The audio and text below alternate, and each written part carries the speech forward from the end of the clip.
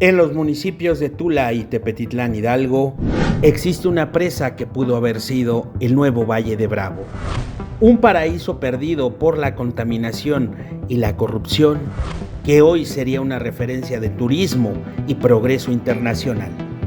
En vez de ello, es la letrina más grande del mundo.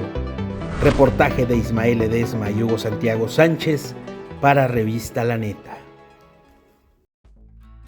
Esta historia comienza en las 1260 hectáreas de embalse que hoy ocupa la presa Endó, entre los municipios de Tepetitlán y Tula de Allende, cuando aún era un amplio valle donde existían varios pueblos, iglesias, tierras de cultivo, haciendas y ranchos, que posteriormente quedarían bajo las aguas del río Tula. La construcción de la presa obedeció a la política gubernamental de los años 40 del siglo pasado, que quería establecer un distrito de riego para el Valle del Mezquital que escasamente beneficiaría a los campesinos de la región de Tula. Toma su nombre de la hacienda Endó, que se localiza junto a su cortina en Tepetitlán y que según los vecinos significa en otomí sobre la piedra. El embalse de 182 millones de metros cúbicos de capacidad total se construyó de 1947 a 1952 en el sexenio del licenciado Miguel Alemán Valdés, siendo secretario de Recursos Hidráulicos el ingeniero Adolfo Oribe Alba. El gerente de la obra fue el ingeniero Ramón B. López Reyes y sus proyectistas fueron los ingenieros Fernando Iriarte B., José Gómez García, Raúl Sandoval L. y Enrique Lozano Graeff. Cuentan las personas de mayor edad que la obra representó un gran esfuerzo de los peones que la edificaron, quienes a fuerza humana y con escasa maquinaria colocaron las enormes rocas que forman su cortina. Ellos mismos señalan que una noche el agua comenzó a inundar a los pueblos, por lo cual los habitantes tuvieron que trasladarse a lo que entonces solo eran montes y lomas, donde fueron reubicados y donde el gobierno también tuvo que construirles escuelas, edificios religiosos y viviendas. Quedaron bajo las aguas los pueblos de San Pedro Nextlalpan, San Mateo, hoy conocido como General Anaya, y Santa María Daxtó, esto del municipio de Tepetitlán. Por su parte, en Tula los afectados fueron Santa Nahuehuepan, Santa María Michimaltongo y San Francisco Bojay, quien se dividió en dos partes tras esto, una en cada lado de la presa. A la parte del lado suroeste se le denominó como colonia y a la parte que se estableció en el noroeste continuó denominándosele pueblo. Asimismo, se inundaron los cascos de las haciendas de Bojay y Nextlalpan, como también el Camino Real, que ingresaba al valle bajo de la presa, a la altura del torreón de Tepetitlán, y salía por un paraje en el lado de Tula. También se perdieron fértiles tierras de cultivo y varios ranchos, donde se producía maíz y frijol. Asimismo, en esa vega convergían los ríos de los Órganos y San Antonio Tula, con el río Tula, que continuaba su paso rumbo al Valle del Mezquital. Tras ponerse en operación la presa Endó, las construcciones que había en su interior permanecieron varias décadas en pie, y cuando bajaban sus aguas, era posible observar los campanarios de las iglesias de los poblados, paredes y árboles de gran tamaño que el agua mantenía ocultos. Con el paso del tiempo y el deterioro ocasionado por el agua, estas edificaciones fueron sucumbiendo poco a poco. Y hoy solo es posible observar en muy lamentables condiciones la iglesia del que fue el pueblo original de San Francisco Bojay. De los años 50 hasta los 70 del siglo pasado, la presa Endó era un depósito de agua limpia en el que las personas solían nadar y disfrutar del paisaje. Cuentan que incluso se llegaban a organizar torneos de pesca y que quienes practicaban este deporte lograban obtener ejemplares de gran calidad y tamaño.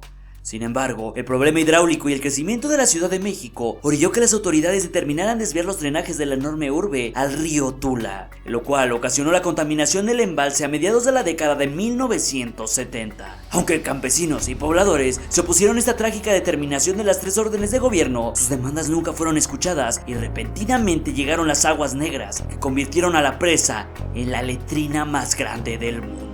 Esto según organismos internacionales. Las aguas negras trajeron enfermedades, problemas ambientales y plagas como el mosco culex, malestares que han sufrido los habitantes de sus comunidades ribereñas e incluso de poblaciones que están establecidas a varios kilómetros de distancia.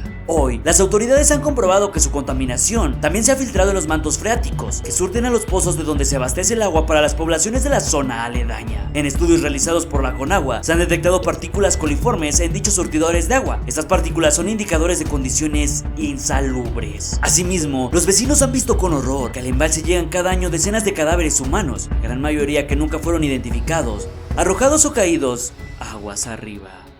Esta es la triste historia de la presa Endó, un lugar que pudo haber sido un paraíso, pero que se terminó perdiendo por la contaminación.